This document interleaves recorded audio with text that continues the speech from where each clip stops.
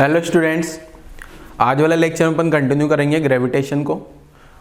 Last lecture में अपन ने gravitation में क्या पढ़ा था बच्चों? जो ग्रेविटेशनल एक्सेलरेशन होता है उसका वैल्यू साथ में वेरिएशन पढ़ा था। ठीक है, तो आज वाले लेक्चर में अपन पढ़ेंगे कुछ नई टर्म्स। ठीक है, तो नई टर्म्स क्या है देखो, समझना शुरू करते हैं एक एक करके। तो आज वाले लेक्चर में अपन ये पढ़ने वाले हैं बेसिकली अगर कोई भी पार्टिकल है तो उसको कितना क्या स्पीड दूं कि वो अर्थ को छोड़ के चला जाए वापस। जैसे मैं इसको फेंकता हूँ ना, तो इसको कुछ फेंकूंगा तो वापस आ गया, इस बॉल को ऑब्जेक्ट को ऊपर फेंका, पेन को तो वापस आ रहा है, बट मैं इसको मिनिमम स्पीड कितना दे दूं कि ये वापस ना आ पाए। बहुत तेजी से फेंकूंगा तो भी, अभी तो आ गया, क्या देखो बहुत तेजी से फेंका तो भी आ गया, बट इतना ज़्यादा स्पीड दूं कि ये ग्रेविटेशनल अट्रैक्शन को ही पार कर जाए। ठीक है, तो ऐसे क्वेश्चन के साथ आज वाले लेक्चर में अपन डील करने वाले हैं। तो शुरुआत करते हैं जरा लेक्चर की। आ गया अपना लेक्चर ये ग्रेविटेशन का नेक्स्ट लेक्चर। तो सबसे पहले एक टर्म आती है gravitational potential energy. Potential energy का नाम तो आप सब लोगों ने सुना ही होगा बेटा। ठीक है, पोटेंशियल एनर्जी का नाम तो सभी लोगों ने सुना ही होगा। तो उसी टाइप से ग्रेविटेशनल पोटेंशियल एनर्जी होती है जिसका फॉर्मूला आप लोगों को डायरेक्ट याद रखना है। ठीक है, किसके लिए लिख रहा हूँ देखो, मैं हेडिंग लिखा है gravitational potential energy for 2 point mass. अगर मेरे पास 2 पॉइंट मास है और 2 पॉइंट मास किस किस टाइप से हैं देखो वे, जैसे मान लेते हैं एक पॉइंट मास है ये वाला पॉइंट मास आ गया ये m1 और दूसरा वाला पॉइंट मास ये आ गया m2। दोनों के बीच का सेपरेशन r है। तो इनका जो पोटेंशियल एनर्जी का फॉर्मूला लिखते हैं ये होता है -G(m1)(m2) अपॉन जो ग्रेविटेशनल लॉ होता है ना, उसमें यहाँ स्क्वायर आता है क्या, यूनिवर्सल ग्रेविटेशनल लॉ। बट ये जो ग्रेविटेशनल पोटेंशियल एनर्जी लिखते हैं दोनों पॉइंट मास की, तो इनमें यहाँ पे कोई स्क्वायर नहीं आता, सिंपल r आता है और ये अपना फॉर्मूला हो जाता है बेटा। ये फॉर्मूला आप लोगों को याद रख लेना है, -G(m1)(m2) अपॉन r। ये है gravitational potential energy for 2 point mass. कैसे आता है देखो, ये इसका प्रूफ जो है आपको एक वर्क पावर एनर्जी में बता रखा होगा बेटा। पोटेंशियल एनर्जी जो लिखते हैं वो क्या लिखते हैं, minus of conservative force dot dr कर देना इनफाइनाइट से r तक। r जो है इनफाइनाइट से r तक ला देना, आपका आंसर आ जाएगा। कंजर्वेटिव फोर्स में यहाँ क्या लिख दोगे आप, -G(m1)(m2) अपॉन r² लिखना, इंटीग्रेट करना, 1/r² का इंटीग्रेशन r आ जाएगा। पूरा मैं सोल्व नहीं कर रहा हूँ और आपको भी जरूरत नहीं है। ठीक है, डायरेक्ट आपको ये रिजल्ट पता होना चाहिए बेटा। ठीक है, याद रखोगे क्या है रिजल्ट, जो आपका जो ग्रेविटेशनल फोर्स था, 2 मास के बीच में जो ग्रेविटेशनल फोर्स था, जो 2 मास, इसको हटा रहा हूं मैं, इसको याद रखने की जरूरत नहीं है अभी। ठीक है, आप लोगों को ये याद करने की जरूरत नहीं है, बस ये फॉर्मूला याद होना चाहिए। क्या है देखो फॉर्मूला, 2 पॉइंट मास है m1 और m2, दोनों के बीच का सेपरेशन r है, तो उसका जो पोटेंशियल एनर्जी आएगा दोनों पॉइंट मास का, वो पोटेंशियल एनर्जी कैसे दिया जाएगा, -G(m1)(m2) अपॉन r। अगर 3 पॉइंट मास होंगे तो फिर उनका पोटेंशियल एनर्जी कैसे दिया जाएगा वो भी लिखा जा सकता है। अभी मैं क्वेश्चन के थ्रू समझा दूंगा वो 3 का कैसे देना है। पहले 2 का लिख लो जरा, 2 पॉइंट मास है तो इनका एनर्जी आ गया है। तो ये हेडिंग हो गया अपना gravitational potential energy for 2 point masses. Note कर लो जरा जल्दी से। ठीक है, तो ये 2 पॉइंट मास का लिख दिया गया। अब अगर 3 पॉइंट मास आ जाए तो वो बन जाता है, वो वाले 3 पॉइंट मास का पोटेंशियल एनर्जी कैसे दिया जाएगा वो समझाता हूँ। पहले यहाँ तक लिख लो बेटा। अच्छा, इससे रिलेटेड एक अगली पॉइंट और समझा देता हूँ। Gravitational potential energy for earth and point mass. मान लो अर्थ है और साथ में पॉइंट मास है, तो इसका जो पोटेंशियल एनर्जी हो वो कैसे दिया जाएगा। ये अपने पास आ गया बेटा अर्थ, ये तो अर्थ आ गया और साथ में एक पॉइंट मास है यहाँ पे, मान लिया वो पॉइंट मास यहाँ पे है। अब ये पॉइंट मास यहाँ मान लिया, अर्थ का मास मैंने कैपिटल M मान लिया। लास्ट लेक्चर में बहुत बार बताया मैंने, अर्थ का मास कैपिटल M, अर्थ का रेडियस कैपिटल R। ठीक है, ध्यान रखना, मैं आगे भी बहुत बार यूज करूंगा। कैपिटल M का मतलब आपको ये समझ लेना है अर्थ का मास, और कैपिटल R का मतलब अर्थ का रेडियस। ठीक है, अब ऐसे अरेंजमेंट के लिए मैं क्या करूं बेटा, इस सिस्टम का जो मुझे पोटेंशियल एनर्जी चाहिए वो कैसे लिखना है, -G capital M small m upon capital R। ये आंसर आ जाएगा इसका। अब कैपिटल R क्या है, अर्थ का रेडियस। ठीक है, अब मैं मान लूंगा ये जो पॉइंट मास है ना, ये जो पॉइंट मास है ये अर्थ की सरफेस पे ही है ऑलमोस्ट। ये पॉइंट मास जो है ना, ये पॉइंट मास यहीं पे है और इस पॉइंट मास का मास m मान लिया। ठीक है, अब अगर दोनों के बीच का सेपरेशन देखा जाएगा तो क्या हो जाएगा, यहाँ पे दोनों के बीच में जो सेपरेशन है ये कितना है, कैपिटल R है क्या, तो ये इसका पोटेंशियल एनर्जी आएगी। अगर ये पॉइंट मास मान लो बच्चे, देखो एक काम करता हूँ ना, थोड़ा छोटा डायग्राम बनाते हैं। देखो ये है कि अर्थ, जैसे मैं दो डायग्राम बनाता हूँ। पहले डायग्राम में ये अर्थ आ गई अपने पास बच्चे, अर्थ आ गई, ठीक है। दूसरे डायग्राम में भी ये अर्थ बना दिया मैंने यहाँ पे। जो पहला वाला डायग्राम है उसमें ये जो पॉइंट मास है, राम रे, हाँ ये अर्थ आ गई यहाँ पे पहला वाला डायग्राम में। ये है अपने पास अर्थ, अर्थ का mass capital M capital R. दूसरा वाला डायग्राम ये रहा, अगेन ये अपने पास अर्थ है, कैपिटल एम इसका मास आ गया और कैपिटल आर इसका रेडियस आ गया। अब जो दूसरा पॉइंट मास है बेटा, अगर मान लो मैं पॉइंट मास को यहाँ मान लेता हूँ पहली वाली सिचुएशन में, और दूसरी वाली सिचुएशन में मैंने पॉइंट मास को यहाँ मान लिया, ये एम और ये एम, ठीक है। तो इन दोनों सिचुएशन में पोटेंशियल एनर्जी कैसे लिखेंगे, देखो अब इसमें अगर देखा जाए तो ये अर्थ को आप क्या मान लोगे, अर्थ के सेंटर यहाँ आ गया, अर्थ का सेंटर, और दोनों के बीच का डिस्टेंस अगर देखा जाए तो कैपिटल आर है क्या। तो ऐसी सिचुएशन में जो पोटेंशियल एनर्जी लिखूंगा माइनस जी कैपिटल एम अर्थ का मास, स्मॉल एम ऑब्जेक्ट का मास, अपॉन दोनों के बीच का सेपरेशन क्या लिख देना है, कैपिटल आर। कैपिटल आर बोले तो अर्थ का रेडियस। बट ये वाली सिचुएशन में क्या करूंगा बेटा, ये अर्थ का सेंटर आ गया क्या, अर्थ के सेंटर से अगर इसको देखूं तो ये जो स्मॉल एम है ये ज्यादा हाइट पे है क्या, सरफेस पे तो है नहीं। तो ऐसी सिचुएशन में जो पोटेंशियल एनर्जी आएगी वो आ जाएगी minus G capital M small M upon small r. आप चाहो तो स्मॉल आर को क्या लिख सकते हो, r plus h, small r को क्या लिख सकते हैं अपन, आर प्लस एच। जैसे लास्ट लेक्चर में मैंने बताया था ना, स्मॉल आर क्या है, स्मॉल आर जो है वो पॉइंट मास जो है वो पॉइंट का अर्थ के सेंटर से कितना डिस्टेंस है, ठीक है ना। तो ये ऐसा भी लिखा जा सकता है, बट अभी यहीं तक लिख रहे हैं अपन, ज़्यादा आगे जाने की जरूरत। तो ये डायग्राम बना लो बेटा जरा, gravitational potential energy for earth and point mass. कोई भी पॉइंट मास दिया गया है, अर्थ के साथ में उसका ग्रेविटेशनल पोटेंशियल एनर्जी कितना आएगा वो मैंने लिख दिया। अगर वो पॉइंट मास सरफेस पे है तो ये जो डिवाइड में जो आर आता है ना वो अर्थ का रेडियस के बराबर हो जाएगा, ठीक है। ये एम और आर क्या है बेटा, अर्थ का मास अर्थ का रेडियस। लास्ट लेक्चर में भी बहुत बार रिपीट वो बताया मैंने, ठीक है बच्चों। तो यहाँ तक की कहानी लिखो जल्दी से, फिर अपन किसी भी सिस्टम की पोटेंशियल एनर्जी भी लिखना सीख लेते हैं। सिस्टम का मतलब मान लो ज़्यादा मास आ जाए तो ऐसे अरेंजमेंट की पोटेंशियल एनर्जी कैसे लिखनी है। यहाँ तक की कहानी लिखो, फिर आगे समझाता हूँ। वीडियो पॉज करो और यहाँ तक की कहानी लिख डालो बच्चों, जल्दी से वीडियो पॉज करो और लिखो फटाफट। चलो लिख लिया होगा आई थिंक आप लोगों ने। चलो आगे बढ़ते हैं, क्वेश्चन कर लेता हूं। क्वेश्चन क्या है देखो अपना, मान लो क्वेश्चन आपको इस टाइप से दे दिया जाए, आपके पास यहाँ पे 3 मास हो गए, एक मास ये m1 है, एक मास ये m2 है और ये एक मास m3 है। मुझे क्या पता करना है, find potential energy of this system. Find potential energy of this system. अब ये कौन सी पोटेंशियल एनर्जी चाहिए मुझे, gravitational potential energy. Find gravitational potential energy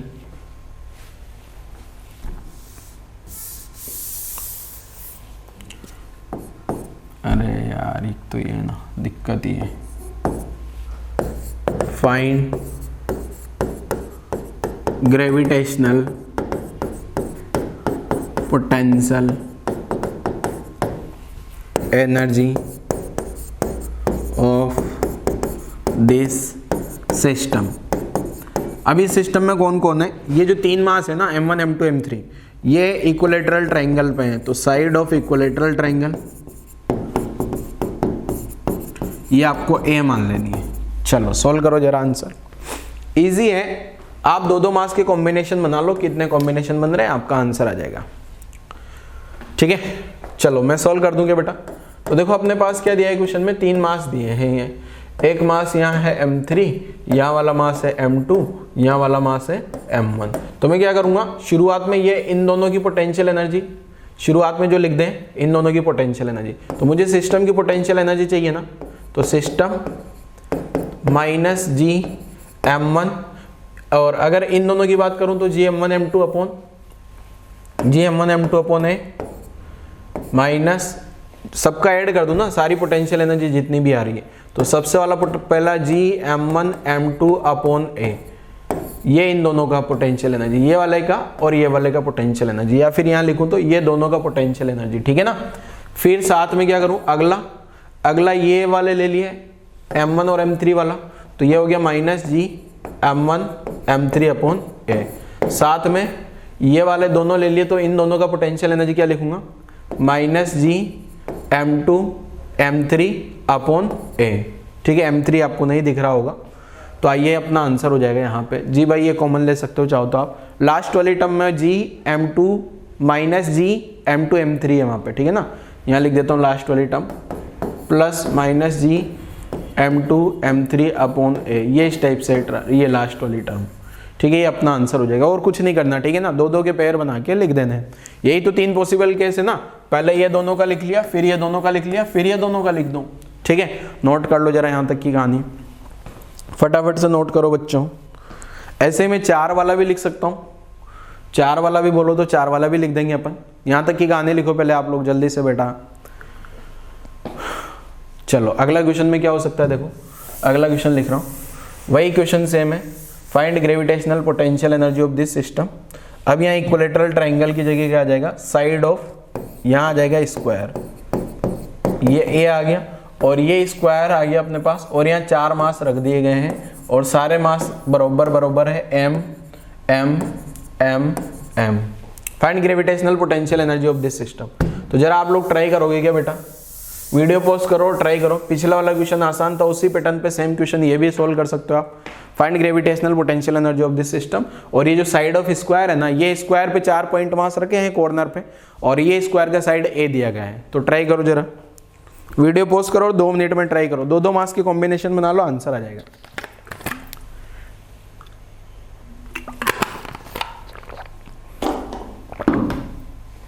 चलो मैं सोल्व करता हूं, देखो क्या कैसे सोल्व करना है। वीडियो पॉज करके आप लोगों ने क्वेश्चन लिखा होगा, ये अपना सॉल्यूशन आ गया। यहां से सोल्व करना शुरू करता हूं, सोल्व करते हैं बेटा। देखो सबसे पहले ये वाले 2 मास के लिए लिख लो, सिस्टम का जो पोटेंशियल एनर्जी लिख रहा हूं ना, तो इन दोनों के बीच का separation minus Gm m upon a, ये तो सबसे फर्स्ट वाला आ गया। इसके बाद जो लिखूंगा मैं, ये इन दोनों का लिख लिया, इसको भी क्या लिख लिया, minus Gm m upon a। उसके बाद जो है लिखूंगा, तो इसके बाद ये वाले 2 का लिख लिया, plus minus Gm m upon a, ठीक है। फिर अगर मैं लिखता हूं, ये इन 2 का लिख लिया, minus Gm m upon a, plus अब किन किन का बचा बेटा, अब अगर आप ध्यान से देखोगे ना, तो ये 2 का बचेगा क्या, ये 2 का लिख लूं क्या, ये 2 का, तो आंसर क्या आ जाएगा, माइनस Gm m अपॉन √2 है।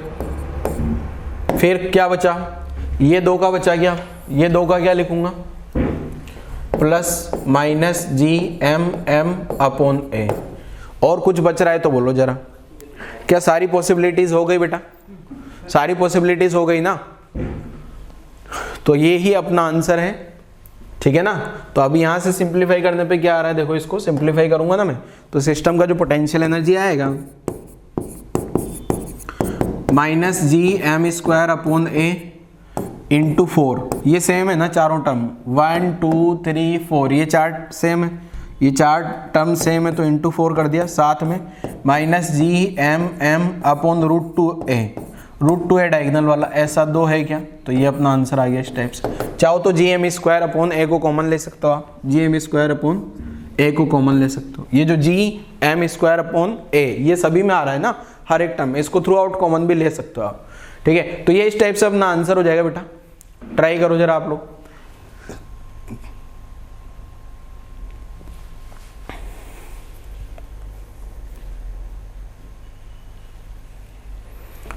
ठीक है, तो ट्राई करिए बच्चों जल्दी फटाफट से नोट कर लो जरा अपना आंसर नंबर। ऐसे 5 6 7 कुछ भी दे दे तो सबका भी आप लोग कर सकते हो, ठीक है ना। यहां तक की कहानी नोट कर लो बेटा। नेक्स्ट क्वेश्चन पे आते हैं, देखो नेक्स्ट क्वेश्चन क्या है। नेक्स्ट अब नई टर्म आती है बेटा, एक एस्केप वेलोसिटी। एस्केप वेलोसिटी क्या है इसके बारे में समझते हैं। एस्केप वेलोसिटी, जैसे मैंने लेक्चर की शुरुआत में आपको क्या बताया था, आज वाले लेक्चर में अपन क्या पढ़ेंगे, कोई भी पार्टिकल को इतना वेलोसिटी दे दें कि वो पार्टिकल अर्थ पे वापस ना आए, ठीक है, वो वेलोसिटी बहुत ज्यादा होती है, ठीक है ना। तो मिनिमम वेलोसिटी पार्टिकल को क्या दे दिया जाए कि वो अर्थ का जो अट्रैक्शन फोर्स है ना उसको पार करके बाहर चला जाए स्पेस में। तो ये एस्केप वेलोसिटी का डेफिनेशन देखो आप जरा जल्दी से। Minimum velocity required by a body to escape from the gravitational pull of the planet is called escape velocity। gravitational pull का मतलब वो जो खींच रही है ना बॉडी, अर्थ जो है उस बॉडी को खींच रही है, वो पुल से गायब हो जाए और एस्केप हो जाए। एस्केप का मतलब वापस ना आए, वो चली जाए, ठीक है। तो ये एस्केप वेलोसिटी का फॉर्मूला क्या होता है ये समझ लेते हैं जरा। एस्केप वेलोसिटी का फॉर्मूला डिराइव कर लेते हैं, किस टाइप से एस्केप वेलोसिटी का फॉर्मूला आता है। अब ध्यान रखना बेटा, यहाँ पे जो है ना एस्केप वेलोसिटी, आपको मैं याद दिलाता हूँ बेटा, अपन ने एक क्वेश्चन करे थे, जैसे ये इस टाइप के क्वेश्चन करते हैं ना अपन। जैसे मान लो यहाँ पे एक पार्टिकल को कितना वेलोसिटी दे दूं मैं, ये वेलोसिटी कितना दे दिया जाए कि ये पार्टिकल यहाँ 10 मीटर ऊपर चला जाए, 10 मीटर इसको हाइट पे पहुंचाने के लिए मुझे कितना वेलोसिटी देना होगा यहाँ पे। इस टाइप के क्वेश्चन करें अपन ने, क्लियर है। या फिर मैं इस पार्टिकल को 100 मीटर की हाइट पे पहुंचाना चाह रहा हूं, ये पार्टिकल यहाँ जाए 100 मीटर हाइट पे चला जाए, तो कितना वेलोसिटी दे दिया जाए। तो ऐसे क्वेश्चन को सोल्व करने के लिए अपन के पास दो तरीके होते हैं। एक तो क्या, final v square u square 2s, final velocity 0, initial velocity पता करना है 2 इंटू माइनस 10 इंटू 100। तो यहाँ से मेरे पास निकल के आया u स्क्वायर का जो वैल्यू है ये जो आ रहा है 0 equal to u square minus 2000, तो u का वैल्यू आया √2000। एक तरीका तो ये हो गया। दूसरा तरीका अपने पास क्या होता है बच्चे, दूसरा तरीका होता है अपने पास एनर्जी कंजर्वेशन लगा ले। एनर्जी कंजर्वेशन क्या होता है, k1u1 k2u2, ठीक है, याद है ऐसा कुछ, ठीक है। ये क्वेश्चन को सोल्व करने के अपने पास दो तरीके होते हैं। एक तो ये तरीके से सोल्व किया फर्स्ट मेथड से, ठीक है, ये तो फर्स्ट मेथड आ गया, और ये अपन सोल्व कर रहे हैं सेकंड मेथड से, एनर्जी कंजर्वेशन से। वर्क पावर एनर्जी में पढ़ाया था। Initial kinetic energy half mu square, initial potential energy 0 मान लिया, final kinetic energy 0, final potential energy mgh, ठीक है। अब यहाँ देखोगे तो m से m गायब हो जाएगा क्या, तो ये क्या आ गया बेटा u square by 2 equal to g का वैल्यू 10, h कितना चला गया 100, तो यहाँ से u का वैल्यू निकल के आया मेरे पास 2000 मीटर पर सेकेंड। तो ये एक आंसर तो यहाँ से आ जाता है अपना, और एक आंसर यहाँ से आ जाएगा। ये तरीका याद है आप लोगों को दो। ये पहला वाला मेथड तो अपन ने काइनेमेटिक्स में पढ़ा था, और दूसरा वाला मेथड अपन ने कहाँ पढ़ा बेटा, दूसरा वाला मेथड अपन ने वर्क पावर एनर्जी में पढ़ा। तो क्या सेम इसी पैटर्न पे अपन एस्केप वेलोसिटी का फॉर्मूला भी निकाल सकते हैं क्या। ये अर्थ की सरफेस आ गई, अर्थ की सरफेस से यहाँ से कुछ वेलोसिटी दें अपन, और ये जो हाइट मैंने पहले 100 मीटर लिखी थी ना, अब ये एस्केप कराना है, पूरा का पूरा ही एस्केप कराना है। इसका मतलब ये 100 मीटर क्या कन्वर्ट हो जाना चाहिए इनफाइनाइट में, ठीक है। किस में चला जाना चाहिए, ये s की जगह इनफाइनाइट कर दें, ठीक है। तो बट दिक्कत क्या है बेटा, जब अपन जैसे जैसे ऊपर जाते हैं, यहां तो अपन ने क्या मान लिया, ये एक्सेलरेशन g को 10 मान लिया और आंसर निकाल लिया। g कांस्टेंट मान लिया अपन ने 10, क्योंकि ये कितना 1 किलोमीटर भी नहीं है यार, 1 किलोमीटर भी तो ऊपर नहीं गया, तो अपन मान सकते हैं g कांस्टेंट रहा होगा 9.8 या 10। ऐसे यहाँ पे भी g का वैल्यू मैंने 10 मान लिया, यहाँ पे भी मैंने क्या मान लिया, g का वैल्यू 10। बट अभी मैं बात कर रहा हूं अर्थ की। अर्थ की बोले तो पहले ये क्वेश्चन लिखने की वैसे जरूरत नहीं है, अगर आप लोगों को लिखना है तो लिख सकते हो। अब यहाँ पे अपनी बात हो रही है बेटा किसकी, अर्थ की। तो देखो ऐसी सिचुएशन में क्या होगा, यहाँ पे ये जो अर्थ है ना, ये अर्थ बना दी मैंने, ये अर्थ आ गई अपने पास, जो कि थोड़ी अच्छी नहीं बनी, बड़ी अर्थ बनाते हैं। ये जो है ये अर्थ आ गई, ठीक है।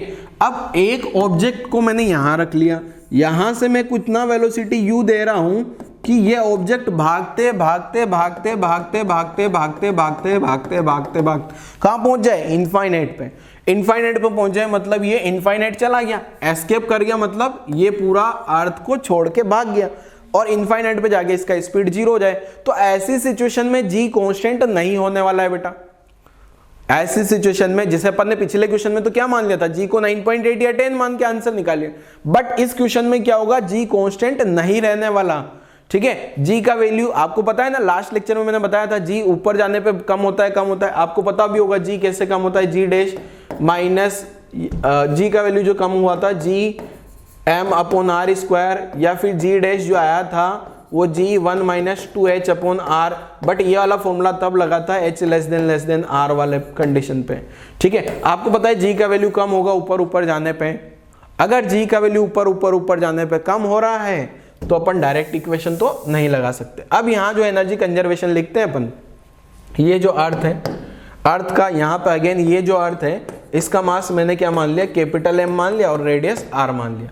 अब मैं वापस लिख रहा हूँ बेटा एनर्जी कंजर्वेशन की इक्वेशन, किसका, एनर्जी कंजर्वेशन फॉर बॉडी, ठीक है। ये जो है ना, ये अपने पास ये बॉडी जो आ गई है, ये बॉडी आ गई BODY, और बॉडी का मास अपन ने मान लिया स्मॉल m। तो एनर्जी कंजर्वेशन की इक्वेशन क्या आ जाएगी, K1U1 K2 U2, क्लियर है। अब इस बॉडी को शुरुआत में कितना वेलोसिटी दिया मैंने, u, ध्यान रखना बेटा, ये आ गया हाफ m/u²। शुरुआत का पोटेंशियल एनर्जी क्या लिख सकता हूँ, minus G capital M small m upon earth का रेडियस। मैं यहाँ पे अर्थ की सरफेस से फेंक रहा हूँ ऑब्जेक्ट को कहाँ से फेंक रहा हूँ मैंने, अर्थ की सरफेस से। अर्थ की सरफेस से फेंकूंगा ना, ये ऑब्जेक्ट आप देखो यहाँ पे अर्थ की सरफेस पे गया, तो सेंटर से अर्थ ये वाली डिस्टेंस कितना हो गया बेटा अपने पास, अर्थ की रेडियस के बराबर r। Final kinetic energy zero हो जाएगा, जब इनफाइनाइट पे चला जाएगा तो एनर्जी क्या हो गया, जीरो। इनफाइनाइट पे पोटेंशियल एनर्जी क्या लिख दूंगा, G capital M small m upon, यहाँ नीचे आप इनफाइनाइट लिखोगे तो ये समथिंग अपॉन इनफाइनाइट, ये भी क्या आ जाएगा, जीरो। तो ये वाली टर्म जीरो और ये वाली टर्म जीरो। मतलब आप ऐसा बोल सकते हो, जो है ये जो बॉडी है, इस बॉडी का काइनेटिक एनर्जी और पोटेंशियल एनर्जी का सम जो है ऑलवेज जीरो है। काइनेटिक एनर्जी और पोटेंशियल, ये भी जीरो और ये भी जीरो है, इसका मतलब इन दोनों का सम भी जीरो होगा, ठीक है। तो यहां से मैं ऐसा लिख सकता हूँ हाफ m/u², ये जीरो इसको राइट में भेजूंगा तो प्लस हो जाएगा G capital M small m upon R। अब यहाँ पे अगर आप ध्यान से देखोगे तो ये स्मॉल m से स्मॉल m गायब हो गया, और ये जो u का वैल्यू निकल के आया बेटा मेरे पास, ये आया √2gm अपॉन R, ये ऐसा वैल्यू आ रहा है। ये जो वैल्यू आया ये अपने पास एस्केप वेलोसिटी का फॉर्मूला हो जाता है, ठीक है। ये किसका फॉर्मूला हो गया अपने पास, एस्केप वेलोसिटी का।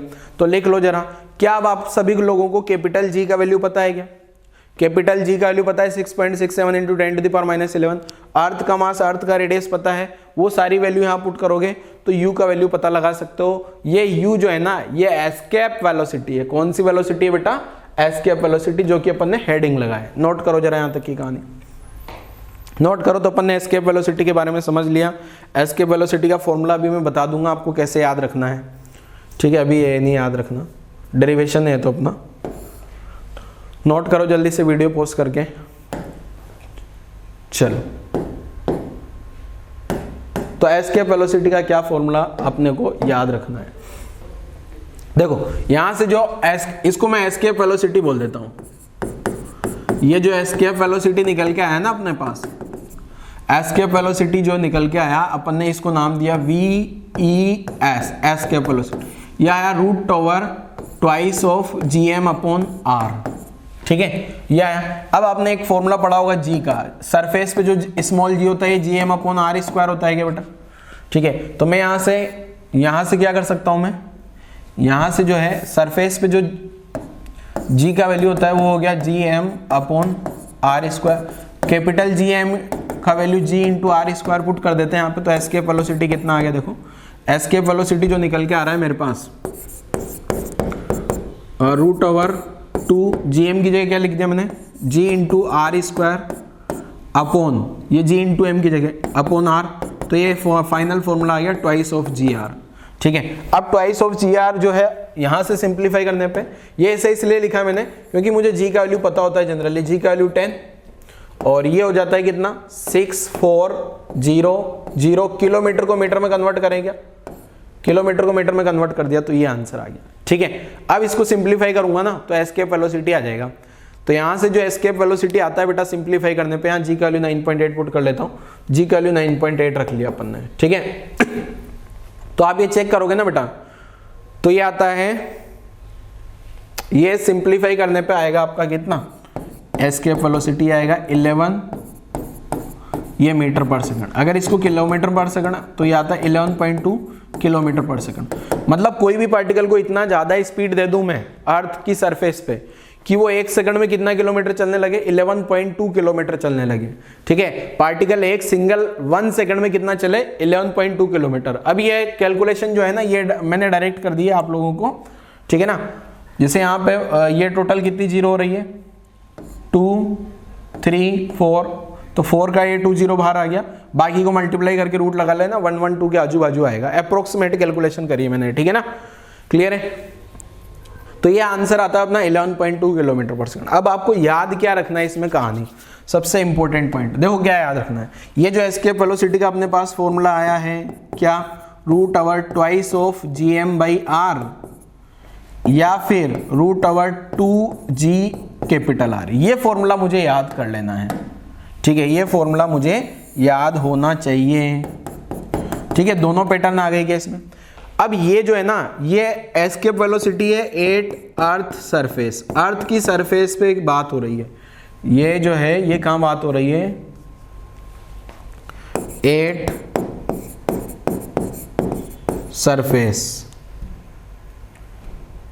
At surface of earth.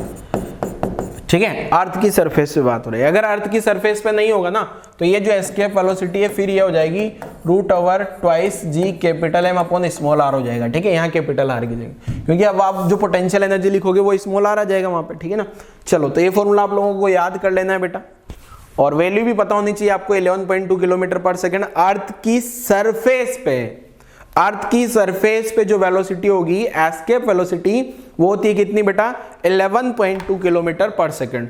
Formula कौन सा वाला याद रखना है, मैंने स्टार मार्क कर दिया, प्रूफ भी आपको बता दिया है। ठीक है, इसका प्रूफ भी बता दिया मैंने, एस्केप वेलोसिटी का प्रूफ कैसे आता है। ठीक है ना, क्लियर है। एनर्जी कंजर्वेशन लगाओगे आप तो आपका जो है आंसर आ जाएगा। ठीक है, लिखो फटाफट से, फिर न्यूमेरिकल पार्ट पे आ जाते हैं इसके अपन।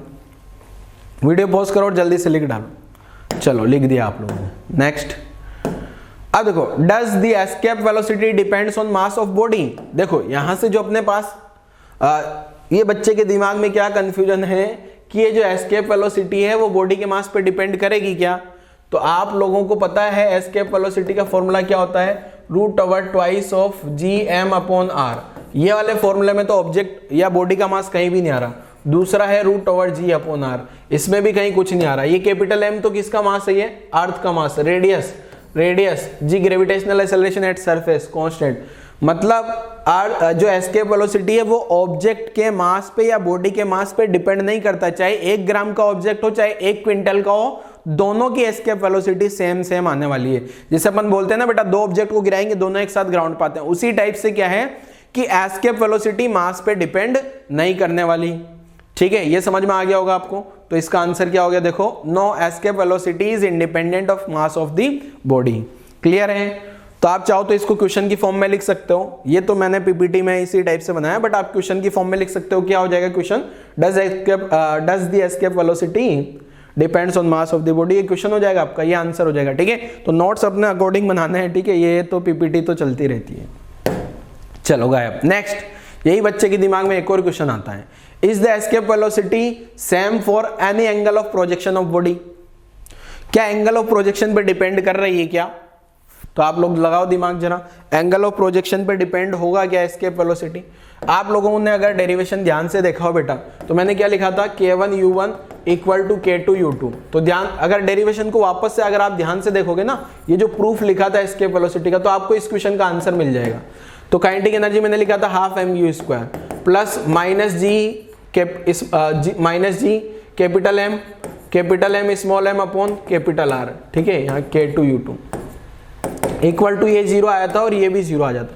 तो आप लोग यहाँ देख पा रहे होंगे कि एंगल का कहीं से कहीं तक कोई रोल नहीं है, यहाँ से m गायब होगा और ये u निकल के आगे मेरे पास root of twice of gm/r। तो एंगल का कोई रोल ही नहीं है। इसका मतलब ये जो एस्केप वेलोसिटी है, एस्केप वेलोसिटी जो प्रोजेक्शन एंगल ऑफ प्रोजेक्शन से इंडिपेंडेंट होने वाली है। तो इस क्वेश्चन का आंसर क्या हो जाएगा आपका, बोलो जल्दी। Escape velocity is independent for any angle of projection of body. ठीक है, ये क्वेश्चन हो गया अपना, ये आंसर हो गया। ठीक है, तो ऐसे डायग्राम नहीं बनाने आपको, ऐसे कोई डिजाइनिंग नहीं बनानी, बस आपको क्वेश्चन की फॉर्म में लिख लेना है ये। ठीक है बच्चे, चलो नेक्स्ट आ जाते हैं। When a body is projected with escape velocity it's total energy is zero. मैंने बोला था ना इसकी टोटल एनर्जी हमेशा क्या होगी, जीरो होगी। अभी डेरिवेशन में भी बताया, left hand side right hand side. Left hand side का तो एनर्जी लिखा आपने half mv² plus potential energy लिखा, kinetic energy. Right hand side में जीरो जीरो आ रहा है ना, इसका मतलब क्या है, बॉडी को अगर मैं प्रोजेक्ट करूंगा तो इसकी टोटल एनर्जी क्या होगी, जीरो, और हमेशा जीरो ही रहने वाली। ठीक है, तो ये भी लिख लेना। अगला पॉइंट, इसमें कोई क्वेश्चन नहीं है, ऐसे लिख लेना स्टार मार्क लगा के पॉइंट। चलो नेक्स्ट आ जाता है। नेक्स्ट अब आपके पास में जो है कुछ पॉइंट्स लिख लो, इंपॉर्टेंट पॉइंट्स। क्या क्या पॉइंट्स है देखो, तो पहला पॉइंट्स पढ़ो जरा, आप ध्यान से पढ़ोगे तो पहला पॉइंट समझ आएगा। पहला पॉइंट क्या है बेटा, the value of escape velocity on earth surface. ये इंपॉर्टेंट पॉइंट है बेटा। ठीक है, अर्थ की सरफेस पे जो एस्केप वेलोसिटी होती है वो 11.2। अब 11.2 में यूनिट का बड़ा रोल है, ये किलोमीटर पर सेकंड है। जनरली अपन हर एक चीज में मीटर पर सेकंड लिखते हैं ना, एमकेस यूनिट, ये एमकेस नहीं, ये किलोमीटर पर सेकंड। तो ये अर्थ की सरफेस पे ये आ गई। अब ऐसे ही सेम मून के लिए भी निकाल सकते हैं क्या, जो अपन ने एस्केप वेलोसिटी का फॉर्मूला लिखा ना, क्या, √2 gm/r। अब यहाँ पे अगर मैं मून के लिए लिखूंगा, मून चंदा मामा, ये तो है अपनी धरती माता, तो चंदा मामा के लिए क्या होगा बेटा, एस्केप वेलोसिटी। तो यहाँ पे g का वैल्यू तो एज इट इज रहेगा, g में तो कोई चेंज नहीं है, बस ये वाला जो मास है ये चंदा मामा का मास और चंदा मामा की रेडियस लिख देना है। तो एस्केप वेलोसिटी आ जाएगी कहाँ, मून पे। उसको सिंप्लीफाई करने पे वो आती है कितनी, 2.38 किलोमीटर पर सेकेंड। ठीक है, क्लियर है। नेक्स्ट पॉइंट क्या है, escape velocity is independent for any angle of projection of the body. ये मैंने आपको भी एक्सप्लेन कर ही दिया है, एंगल ऑफ प्रोजेक्शन से कोई भी मतलब नहीं है। चलो नेक्स्ट क्या है, VE। ये VE जो है ना, ये VE का मतलब एस्केप वेलोसिटी है, किस पे डिपेंड करेगी, पहला mass of earth.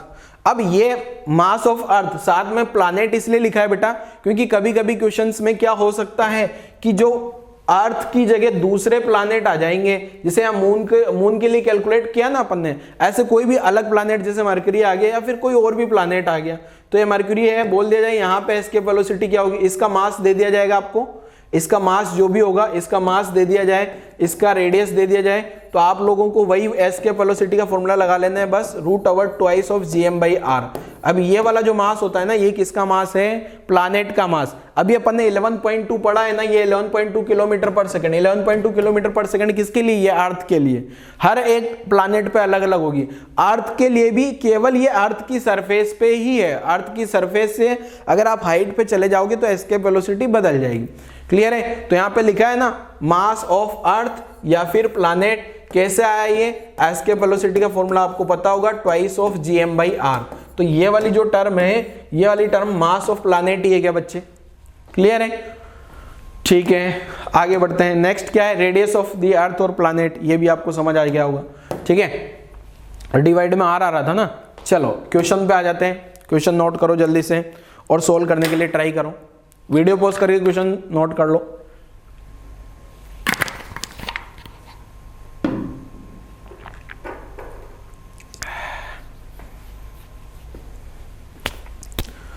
Video pause करो, क्वेश्चन सोल्व करो। 5 मिनट का टाइम है जिसमें क्वेश्चन नोट भी कर लेना है और अपना आंसर भी निकाल लेना है। 5 मिनट के लिए आप लोगों को वीडियो पॉज कर लेना है। चलो करो फटाफट से। चलो मैं सोल्व करता हूं, देखो क्या है। Escape velocity of rocket from earth. ठीक है, अर्थ से ये एस्केप वेलोसिटी आ रही है।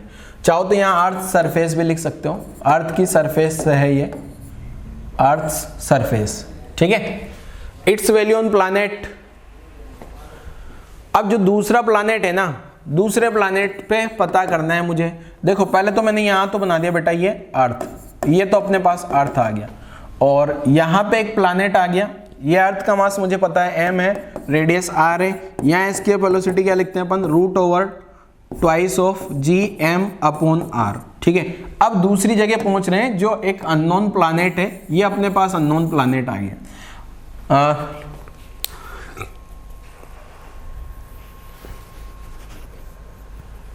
ये जो दूसरा प्लैनेट है ना, उसका डायमीटर डबल है, ये दूसरा प्लैनेट आ गया। ठीक है, ये जो प्लैनेट है, इस प्लैनेट के साथ क्या खास बात है देखना, जरा ध्यान से देखना। ठीक है, इस प्लैनेट में क्या क्या चीजें देखो, acceleration due to gravity is double that on earth, its value on planet where acceleration due, ये जो प्लैनेट है ना, यहाँ पे ये फॉर्मूला एक पैटर्न पे और पता है होगा आपको, ये फॉर्मूला एक पैटर्न पे और पता है, root over twice of G are.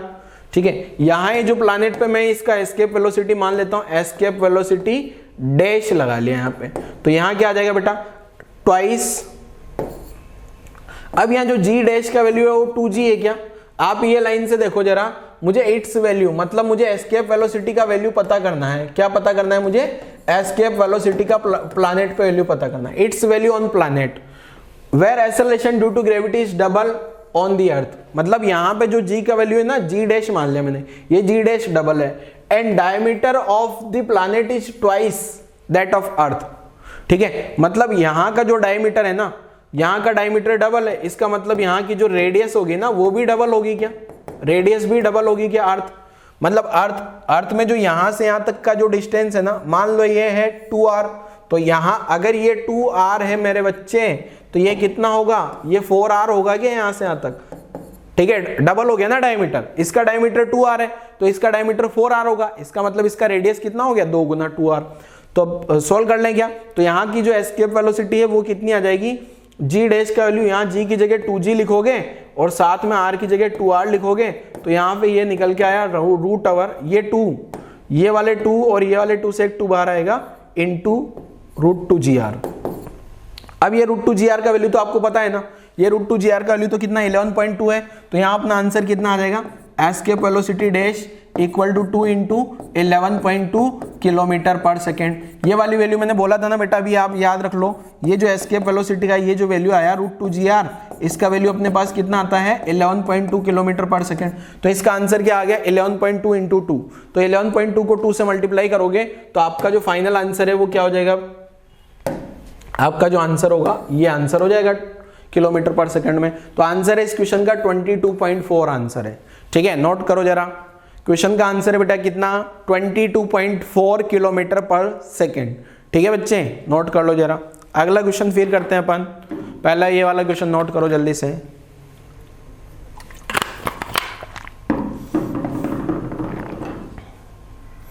चलो अगला क्वेश्चन क्या है, देखो गायब। अगला क्वेश्चन आ गया, if the radius of planet is r, एक कोई प्लैनेट है, उसका रेडियस आपको कंसीडर कर लेना है रो, और उसका density sorry if the radius of planet is rho and its density radius of planet r है और डेंसिटी ये रो का साइन है, सिंबल है ये रो का, ये इस टाइप का रो का सिंबल है। Then find escape velocity from its surface, इसकी सरफेस पे जो एस्केप वेलोसिटी है वो कितनी होगी, पता नहीं कौन सा प्लैनेट है ये, अपने को इससे कोई मतलब नहीं है। ठीक है, तो ट्राई करोगे क्या जरा, छोटू सा क्वेश्चन है, एक लाइन का क्वेश्चन लिखने में आपको 10 सेकंड लगेंगे और मुझे लगता है आप 1-2 मिनट में इसको सोल्व कर दोगे। सोल्व करो जरा, ट्राई करो जल्दी से बच्चों, वीडियो पॉज करो, ट्राई करो फटाफट। तो यहाँ पे जो है एस्केप वेलोसिटी कितनी आती है आपको पता है, root over 2gm upon r। अब यहाँ पे g तो ग्रेविटेशनल कांस्टेंट है, r क्वेश्चन में रेडियस ऑफ प्लैनेट दिया हुआ है बट मास नहीं दिया, तो डेंसिटी को क्या लिखते हैं अपन, density equal to mass upon volume. तो ये प्लैनेट का वॉल्यूम क्या लिख दूंगा 4/3 पाई r क्यूब, तो मास क्या लिखा जा सकता है रो इंटू 4/3 पाई r क्यूब। यहां से सिंप्लीफाई करने पे क्या कर दोगे अब आप लोग इसको, ये जो एस्केप वेलोसिटी है ये आ जाएगी रूट ओवर, जो एस्केप वेलोसिटी आएगी root over 2g upon r into rho into 4/3 pi r cube, ऐसा लिख दिया गया यहाँ पे। तो सिंप्लीफाई करने पे एस्केप वेलोसिटी आ जाएगी कितनी प्यारे बच्चे, ये आ गई कितनी 8/3 पाई g रो r स्क्वायर, ऐसा आंसर आ जाएगा। g ग्रेविटेशनल कांस्टेंट है। ठीक है, नोट कर लो जरा, एस्केप वेलोसिटी जो है डेंसिटी की टर्म में आ गई आपके पास। ये अननोन प्लैनेट, पता नहीं कौन सा प्लैनेट है, कोई मतलब नहीं, बट आंसर आ गया अपना। ये m जो है ना वो प्लैनेट का मास हो जाएगा, ये m क्या है, जो भी प्लैनेट है, हो सकता है वो अर्थ ही हो या फिर और कोई भी प्लैनेट हो, तो जो भी प्लैनेट होगा उसका मास रख लेना अपने। जनरली अपन ज्यादातर केस में प्लैनेट जो है वो अर्थ ही कंसिडर करते हैं, बट यहाँ मैंने कोई वैल्यू तो पुट नहीं करी ना, तो ये जो भी प्लैनेट का मास होगा, ये क्या हो गया मास ऑफ प्लैनेट, ये क्या हो गया डेंसिटी ऑफ प्लैनेट, वो जो प्लैनेट का जो डेंसिटी रहा होगा वो ये लिख लिया मैंने, बाकी मैच करा लो आप लोग अपना आंसर। चलो ठीक है बेटा, चलो आगे बढ़ते हैं। अब देखो क्या है बेटा, इस टाइप से क्वेश्चन भी पूछे जाते हैं। देखो क्या है क्वेश्चन अगर आप लोग ध्यान से देखोगे, अरे यार सॉल्यूशन बताओ सर। सॉल्यूशन क्या है, देखो a body of mass m kg, एक बॉडी है जिसका मास m मान लिया, starts falling from a point, starts falling मतलब इनिशियल वेलोसिटी 0 है, कहां से, 2r above the earth surface, earth की सरफेस से 2r पे। Find its kinetic energy when it fallen to the point r above the earth surface, earth की surface से r ऊपर आ जाती है तो क्या कहानी होगी। ध्यान से सुनना, एक काम करो ना यार, एक बार वीडियो पॉज करके खुद से सॉल्व करो, आप गलत करोगे मुझे मजा आएगा, फिर मैं सही सही बताऊंगा। चलो सॉल्व करो फटाफट से बेटा। मुझे पता है बहुत सारे बच्चे इस क्वेश्चन का आंसर गलत कर देंगे, काइनेमेटिक्स लगा के आंसर निकाल देंगे। चलो मैं भी बताता हूँ पहले गलत मेथड से। क्या किया बच्चों ने, ये m माना, ये r मान लिया, ये अपने है धरती माता है, ठीक है। अब एक ऑब्जेक्ट ने यहां से गिरना शुरू किया, मतलब इनिशियल वेलोसिटी 0। ये वाली जो यहाँ पे जब पार्टिकल था ना, यहाँ पे अर्थ की सरफेस से कितना हाइट पे था, 2r डिस्टेंस पे था। जब पार्टिकल जो है इनिशियली जो है अर्थ की सरफेस से कितना हाइट पे है, 2r लिखा भी है ना, 2r above the earth surface. अब यहाँ से गिरते गिरते गिरते गिरते गिरते ये यहाँ आ गया होगा, यहाँ पे ये वाली डिस्टेंस अपने पास आ गई r। यहाँ पे मुझे इसकी क्या बतानी है, काइनेटिक एनर्जी पता करनी है, यहाँ पे इसकी काइनेटिक एनर्जी क्या होगी, ठीक है। अब कुछ बच्चों ने क्या किया होगा मैं बताता हूँ, उन बच्चों की कहानी। लगा दिया एनर्जी कंजर्वेशन, कोई दिक्कत नहीं है, K1U1 equal to K2 plus U2। शुरुआत की काइनेटिक एनर्जी 0, यहां तक कोई दिक्कत नहीं। शुरुआत की पोटेंशियल एनर्जी उनने क्या लिखा होगा, mg इंटू 2r। बाद की काइनेटिक एनर्जी पता करनी है, बाद की पोटेंशियल एनर्जी आ गई mgr, और यहां तो उनने पोटेंशियल एनर्जी को 0 मान लिया, तो यहां से फाइनल काइनेटिक एनर्जी आ गई mgr, और ये आंसर आ गया उनका। और ये एक ऑप्शन में ये आंसर जरूर होगा और ये गलत आंसर है। सर क्या बात कर रहे हो, आपने तो हमें बड़ा ही जलील कर दिया। कैसे गलत है हमारा आंसर, हमें समझ नहीं आया सर हमारा आंसर कैसे गलत है। सर तो फिर क्या करें, हम वो वाली इक्वेशन लगा लेंगे सर। एक और क्या किया होगा, हो सकता है कुछ बच्चों ने पहला दूसरे अलग मेथड से, नहीं सर हमने तो ऐसे सोल्व नहीं किया, हमने ऐसे सोल्व किया, हमने ये इक्वेशन लगा ली, v² equal to u² plus 2s, ये वाली इक्वेशन लगा ली। और हमें पता है पार्टिकल कितना नीचे आया, ये इक्वेशन लगाई सर हमने, तो v² क्या आ गया, इनिशियल 0, 2 इंटू जी इंटू यहां से यहां तक की जो डिस्टेंस है सर ये मान ली हमने r, तो 2gr, और यहां से वेलोसिटी पता लग गई तो काइनेटिक एनर्जी भी आ जाएगी। काइनेटिक एनर्जी क्या लिख लिया आपने, हाफ mv², तो हाफ m और v² की जगह 2gr लिख लिया सर हमने, और हमारा आंसर आ गया mgr। ओ सर ये तो आंसर वही आ रहा है। ये दोनों ही रॉन्ग मेथड हैं। ये वाला मेथड क्या है मेरे बच्चे, रॉन्ग, ठीक है। एंड ये वाला मेथड भी क्या है, रॉन्ग। क्या करते हो सर आप, हमें तो गलत गलत साबित करने में लगे हो आप। बताओ अब सही क्या हुआ।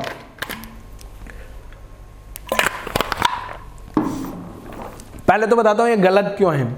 गलत बेटा ये इसलिए हो गए आपके मेथड, क्योंकि आपने क्या किया, जी को कांस्टेंट मान लिया। क्या, अरे जी कांस्टेंट नहीं होता, अर्थ की सरफेस पे हाइट पे चले जाते हो, बहुत ज्यादा हाइट पे चले गए हो आप। ये 2r, r क्या है अर्थ का रेडियस, और वहां से कितना ऊपर हो, 2r पे, सरफेस से 2r ऊपर हो, और वहां पे आपने जी को कांस्टेंट मान लिया, mgs लिख लिया है, तो फिर तो ब्लंडर कर दिया ना यार आपने। अगर जी को कांस्टेंट मान लिया, जी को कांस्टेंट मान लिया तो आपका आंसर तो गलत आना ही है। इसलिए ध्यान रखना, जब भी ग्रेविटेशन का क्वेश्चन सॉल्व करो अपने दिमाग में एक बार जो पुराने कॉन्सेप्ट हैं वो आपके दिमाग में आएंगे, और नहीं आएंगे मैं दूसरा बताऊंगा। ऐसा देखोगे आप, सर ये हम ऐसे कर रहे हैं तो हमारा आंसर अलग क्यों आ रहा है, ये आपके दिमाग में कंफ्यूजन होगा, ध्यान रख लेना, ठीक है। तो क्यों गलत है, जो आप काइनेमेटिक्स या वर्क पावर एनर्जी वाला, ये मैंने वर्क पावर एनर्जी लगा के आंसर निकाला क्या, और ये मैंने काइनेमेटिक्स लगा के आंसर निकाला क्या, दोनों आंसर गलत क्यों है बेटा, क्योंकि जी कांस्टेंट नहीं है। तो परफेक्ट आंसर क्या है वो मैं सोल्व करता हूं। पहले यहां तक की कहानी लिखो, जल्दी से यहां तक की कहानी लिखो, फिर अपन करेक्ट आंसर के साथ में क्वेश्चन सोल्व करेंगे, करेक्ट आंसर करते हैं इस क्वेश्चन का। ये गलत भी अगर आप लोगों ने नहीं लिखा है तो लिख लो, ये गलती आगे नहीं करनी है इसलिए मैं लिख रहा हूं, ठीक है ना। चलो अब सही करते हैं, क्या होगा, ठीक है। तो देखो क्या होगा, सॉल्व करता हूं जरा। ये आ गई बच्चे अपने पास अर्थ, कैपिटल एम इसका मास मान लिया, आर अर्थ आ गई है, ठीक है। अब मैंने पार्टिकल को कहां से रिलीज किया था बच्चे, पार्टिकल को यहां से रिलीज किया था, इनिशियल वेलोसिटी 0, सरफेस से कितना हाइट पे था, ये 2r पे था, यहां से रिलीज किया और ये पार्टिकल घूमते घूमते घूमते घूमते घूमते घूमते यहां आ गया, यहां आते आते इसके पास कुछ वेलोसिटी हो गई होगी, ये अब अर्थ की सरफेस से कितना हाइट पे बचा, r, ठीक है। और अर्थ का रेडियस भी कितना है अपने पास, r। चलो शुरुआत करते हैं एनर्जी कंजर्वेशन से, तो k1 u1 k2 u2, ठीक है। शुरुआत की काइनेटिक एनर्जी 0, बट शुरुआत की पोटेंशियल एनर्जी जैसे लिखना है G capital M small m upon 3r। 3r क्यों लिखा बेटा, सेंटर से डिस्टेंस लिखना है, यहां अर्थ के सेंटर से अगर आप लोग यहां की पोजीशन देखोगे, अर्थ के सेंटर से यहां तक की डिस्टेंस पता है क्या, हाँ सर हमें पता है। फाइनल काइनेटिक एनर्जी मेरे से क्वेश्चन में पूछा है, its kinetic energy when it has fallen to a point r above earth surface, earth की सरफेस से r अबव हो जाए, ये अर्थ की सरफेस से r अबव है, तो यहाँ का काइनेटिक एनर्जी, शुरुआत का जो यहाँ का काइनेटिक एनर्जी मैंने k2 मान लिया, पोटेंशियल एनर्जी u2 मान लिया, और शुरुआत का जो काइनेटिक एनर्जी था वो k1 मान लिया, शुरुआत का पोटेंशियल एनर्जी u1 मान लिया, ठीक है। क्लियर है यहाँ तक की कहानी। चलो शुरुआत करते हैं अब आगे। फाइनल पोटेंशियल एनर्जी क्या लिखोगे बेटा, minus G capital M small M upon यहाँ 2r आएगा, अगेन सेंटर से डिस्टेंस कंसीडर करनी है यहाँ से लगा के यहाँ तक की, ठीक है। हाँ सर अब हम सोल्व कर लेंगे, अब तो सोल्व कर ही लोगे यार आप लोग, इसको राइट में ला दूं तो क्या हो जाएगा, G capital M small M upon 2r minus G capital M small M upon 3r, final kinetic energy k2, तो यहाँ से क्या एलसीएम आ जाएगा बेटा अपने पास, G capital M small M upon r तो कॉमन आ गया, 1/2 माइनस 1/3 बचेगा, इक्वल टू k2 बचे 1/2, यहाँ 6 एलसीएम आ गया, तो 3 माइनस 2 हो गया क्या k2, तो फाइनल आंसर अपने पास जो k2 निकल के आया वो फाइनल आंसर क्या हो गया बच्चे, तो जो k2 फाइनल आंसर आया मेरे पास G capital M small M upon 6r, ये ऐसा आंसर हो जाएगा, ठीक है। ये इस टाइप का आंसर हो जाएगा, क्लियर है। तो नोट करो जरा, तो आप लोग अगर देख पा रहे होंगे तो अपना आंसर आप लोगों के आंसर से अलग आ रहा है। अगर आप इसको स्मॉल जी में भी कन्वर्ट कर सकते हो, स्मॉल जी में कन्वर्ट कैसे करोगे, स्मॉल जी में भी कन्वर्ट किया जा सकता है, पहले मैं यहाँ लिख देता हूँ जरा, k2 जो अपने पास आया वो क्या है, G capital M small M upon 6r, एक आंसर तो ये आ गया। कभी कभी क्वेश्चन में जो है इसको आप लोग जो है किस में भी कन्वर्ट कर सकते हो, जी में, तो जी में कैसे कन्वर्ट करोगे, बताए ना बेटा क्या, जी का वैल्यू क्या होता है, G M upon R square, तो यहाँ से कैपिटल जी इंटू एम का वैल्यू क्या लिख सकता हूँ, यहाँ से अगर मैं कैपिटल जी, यहाँ से मैं अगर कैपिटल जी और एम का वैल्यू रखूँ तो ये जी आर स्क्वायर आएगा क्या, ठीक है। तो यहाँ से जो k2 निकल के आता है मेरे पास, ये वाला वैल्यू पुट कर दें तो कितना आ गया है, G R square M upon 6r, तो ये आ रहा है मेरे पास कितना बच्चे, एम जी आर अपॉन 6, एक आर गायब हो जाएगा, और वहां से आंसर अपना एम जी आर आया था क्या, तो ये आंसर आ गया फाइनल, ठीक है। तो दो पैटर्न पे क्वेश्चन पूछा जा सकता है, ये भी आंसर है इसका और ये भी आंसर है। तो अगर ग्रेविटेशनल एक्सेलरेशन के टर्म में पूछा है तो ये, और कैपिटल जी के टर्म में पूछा है तो ये। अच्छा ये भी पूछा जा सकता है आपसे क्वेश्चन में कि यहाँ पे वेलोसिटी कितनी होगी, ये v का वैल्यू भी पता किया जा सकता है। ये v का वैल्यू पता करना है तो इसको क्या करोगे, बस ये जो काइनेटिक एनर्जी आई है ना, इसको हाफ mv² और लिख लो, यही काइनेटिक एनर्जी को क्या लिख दोगे आप, हाफ mv², तो ये इस पॉइंट का वेलोसिटी भी पता लग जाएगा। क्लियर है कहानी, नोट करो जल्दी से यहाँ तक की कहानी। तो ध्यान रखना है गलती नहीं करनी है, ठीक है, ध्यान रखिए बच्चों, गलती नहीं करनी है। क्लियर, चलो नेक्स्ट आगे बढ़ जाएं क्या, अगले क्वेश्चन पे आ जाऊं, गायब। अगला क्वेश्चन ऑर्बिटल वेलोसिटी, क्वेश्चन नहीं अब थ्योरी आ गई वापस। ऑर्बिटल वेलोसिटी क्या होता है, देखो ऑर्बिटल वेलोसिटी में क्या है बेटा, ध्यान से सुनना क्या बता रहा हूं। जैसे आप लोगों को मैंने केपलर्स लॉ बताया था प्रीवियस लेक्चर में, सेकंड लेक्चर में बताया होगा, सेकंड या थर्ड लेक्चर में केपलर्स लॉ। तो केपलर्स लॉ में क्या होता है, हर एक प्लैनेट सन के अराउंड घूम रहा है क्या, हर एक प्लैनेट सन के अराउंड घूम रहा है। उसी पैटर्न पे, सेम पैटर्न पे अपन यहां पे ये बोल सकते हैं कि हर एक सैटेलाइट किसके अराउंड घूम रहा है? प्लैनेट के अराउंड। प्लैनेट घूमते हैं सन के अराउंड और सैटेलाइट घूमते हैं प्लैनेट के अराउंड। तो हर एक सैटेलाइट जो है वो प्लैनेट के अराउंड घूम रहा है, ठीक है। और जिस वेलोसिटी से घूम रहा है उसको अपन बोलते हैं ऑर्बिटल वेलोसिटी। क्या बोलते हैं बेटा उसको? ऑर्बिटल वेलोसिटी, ठीक है। अब जो अर्थ है, अपने पास जो धरती माता है, उसका एक नेचुरल सैटेलाइट है और वो है अपना चंदा मामा, ठीक है। माँ और भाई का प्यार है, मतलब भाई बहन का प्यार है। धरती माता, चंदा मामा, ठीक है। इसका भाई है वो, ऐसा अपन मान सकते हैं, ठीक है वो, ठीक है। तो चंदा मामा जो है, मून जो है वो अर्थ का नेचुरल सैटेलाइट आ गया, ठीक है। हर एक सैटेलाइट जो है प्लैनेट के अराउंड घूम रहे होते हैं और जिस स्पीड से घूम रहे तो उसको ऑर्बिटल वेलोसिटी बोलते हैं। अब ये ऑर्बिटल वेलोसिटी क्या होती है वो कैलकुलेट करते हैं। अपन ये मान लेते हैं कि जो ऑर्बिट है वो सर्कुलर ऑर्बिट है। क्या मान लिया? एलिप्स में कैलकुलेशन करना थोड़ा कॉम्प्लेक्स है, इसलिए अपन क्या मान लेंगे, जो चंदा मामा अपनी धरती माता के अराउंड घूम रहे हैं वो एक सर्कुलर ऑर्बिट में घूम रहे हैं। तो देखो कैसे घूमते हैं, चंदा मामा हो सकता है या फिर कोई आर्टिफिशियल सैटेलाइट भी हो सकते हैं, ठीक है ना। तो अपन पहले तो धरती माता बना लेते हैं बेटा। ये आ गया अपने पास क्या? अर्थ। अर्थ का मास m, रेडियस r, और इस अर्थ के अराउंड जो है एक सैटेलाइट घूम रहा है। ये एक सैटेलाइट घूम रहा है अर्थ के अराउंड ऐसे ऐसे, ठीक है। और ये सैटेलाइट आ गया अपना, ये एक सैटेलाइट आ गया और सैटेलाइट है ये, इसका मास दिया है, सैटेलाइट का मास स्मॉल m मान लिया। और ये जो सैटेलाइट घूम रहा है ये स्मॉल r रेडियस में घूम रहा है। और ये जो सैटेलाइट का रेडियस है ना वो अर्थ के सेंटर से है, ना कि सरफेस से, ठीक है। अब जब भी ये सैटेलाइट घूमता है बेटा तो इस पे एक सेंट्रीपिटल फोर्स जरूरी है क्या? तो इस पे जो सैटेलाइट जो घूम रहा है इस पे सेंट्रीपिटल फोर्स कहां से आएगा? ग्रेविटेशनल अट्रैक्शन से, ठीक है। तो अपन ने यहां क्या मान लिया? पहले तो सर्कुलर मोशन मान लिया, ठीक है।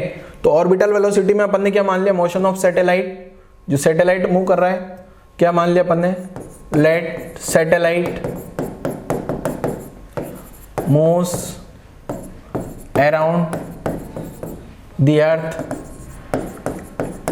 इन सर्कुलर पाथ। सर्कुलर पाथ में अगर ये घूम रहा है, अगर सर्कुलर पाथ में घूम रहा है तो एक सेंट्रीपिटल फोर्स आना चाहिए। तो सेंट्रीपिटल फोर्स, अब ये जो इसका वेलोसिटी होगा ना इस सैटेलाइट का, इसी को ऑर्बिटल वेलोसिटी बोल दिया जाता है, VO, ऑर्बिटल वेलोसिटी, ठीक है ना।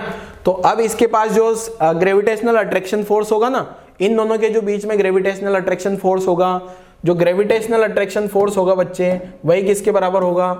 जो ग्रेविटेशनल अट्रैक्शन नहीं लिख रहा हूं, जगह नहीं है, फोर्स, वही सेंट्रीपिटल के बराबर करा देना है और आंसर आ जाएगा अपना।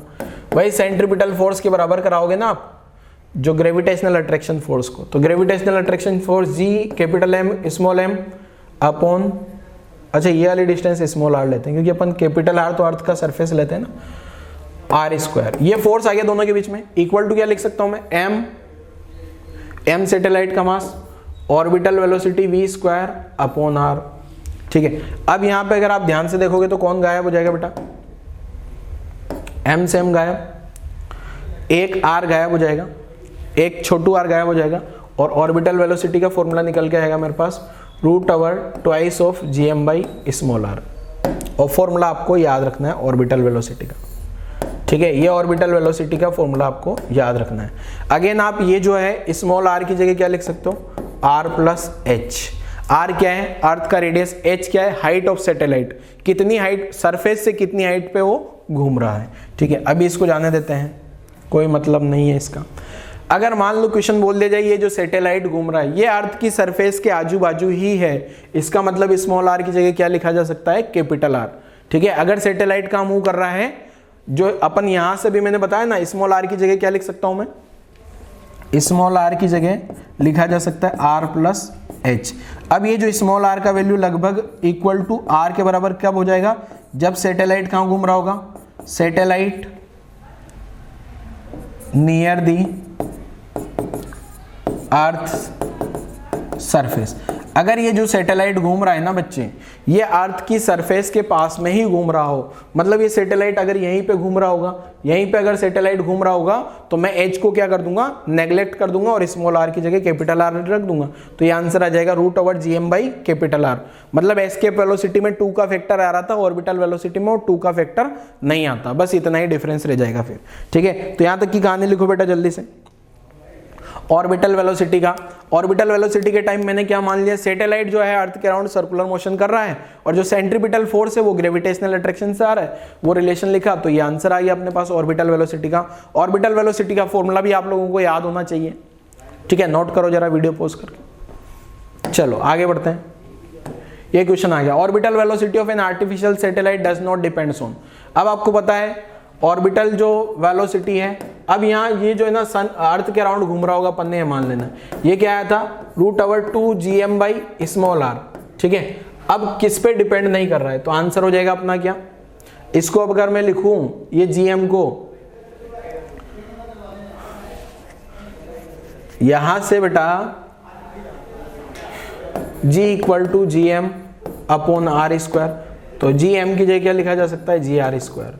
ठीक है, gm की जगह क्या लिखा जा सकता है, gr²। तो यहां से ऑर्बिटल वेलोसिटी का फॉर्मूला क्या आ गया, √/2 तो यहां से अगर आप लोग देखोगे तो अर्थ के मास पे डिपेंड कर रहा है, अर्थ का मास यहां आ गया, ये अर्थ का मास आ गया। अब आंसर जो होगा सैटेलाइट का मास ऑफ सैटेलाइट नहीं आता कहीं पे भी, क्योंकि मास ऑफ सैटेलाइट तो वहीं गायब हो गया था ना, G∩m/r² = mv²/r, बेचारा यहीं मारा गया था, सैटेलाइट का मास तो यहीं खत्म हो गया था, तो सैटेलाइट के मास पे डिपेंड नहीं करता। अर्थ की रेडियस पे भी डिपेंड कर रहा है ये देखो अर्थ की रेडियस यहाँ आ गई, एक्सेलरेशन ड्यू टू ग्रेविटी, ये स्मॉल g भी आ गया क्या, क्लियर है। तो आप लोगों का आंसर हो जाएगा क्या, मास ऑफ सैटेलाइट। सैटेलाइट का मास पहली स्टेप में गायब हो गया था, डेरिवेशन अगर आप लोगों ने देखा हो तो नोट कर लो जरा क्वेश्चन, एक्सप्लेनेशन भी नोट कर लेना इसका, कैसे एक्सप्लेन किया है मैंने।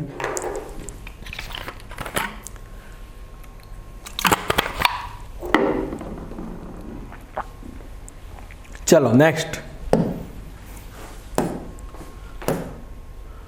अर्थ के जो सैटेलाइट हैं वो कैसे कैसे हैं। जो अर्थ के सैटेलाइट है बच्चे, ये अर्थ है और अर्थ के सैटेलाइट दिख रहे होंगे ये आप लोगों को, तो अर्थ के सैटेलाइट किनको बोल देंगे अपन, जो अर्थ के जो सैटेलाइट्स हैं, अर्थ के अराउंड जो भी ऑब्जेक्ट घूम रहे हैं उन सबको अपन अर्थ के सैटेलाइट के जैसा ट्रीटमेंट दे सकते हैं बेटा। ठीक है, यहां तक की कहानी समझ में आ गई होगी आप लोगों को। नेक्स्ट,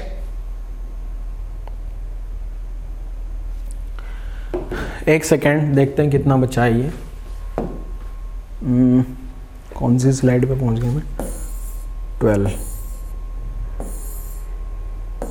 बहुत सारा है अभी।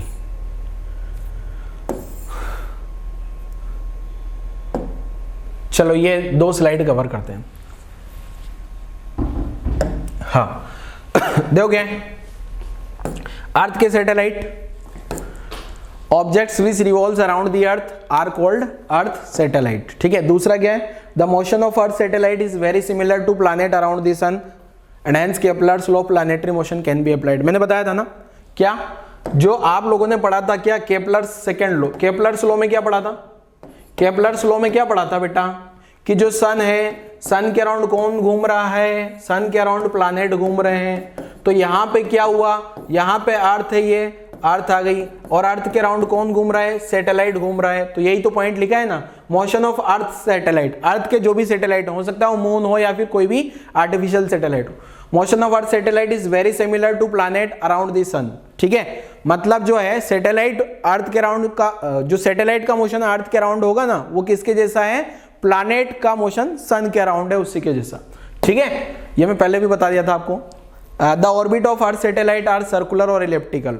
जो अर्थ का जो सैटेलाइट है उसका जो पाथ है वो इलिप्टिकल भी हो सकता है और सर्कुलर भी हो सकता है। ठीक है, सर्कल तो एक इलिप्स का स्पेशल केस है ना, जब a बराबर b हो जाता है। Next, moon is the only natural satellite of earth.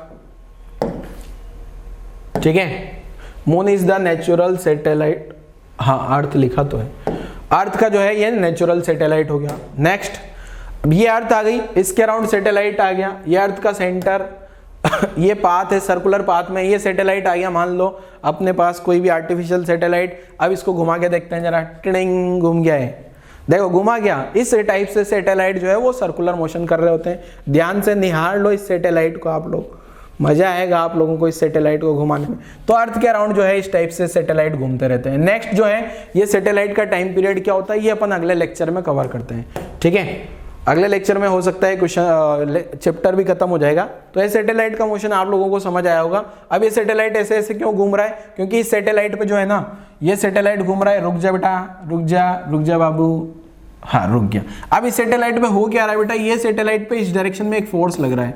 वो फोर्स कौन सा है, इस अर्थ का ग्रेविटेशनल अट्रैक्शन फोर्स। दोनों पे इक्वल अपोजिट लगता है, जितना इस पे लगेगा ना उतना इस पे लगेगा।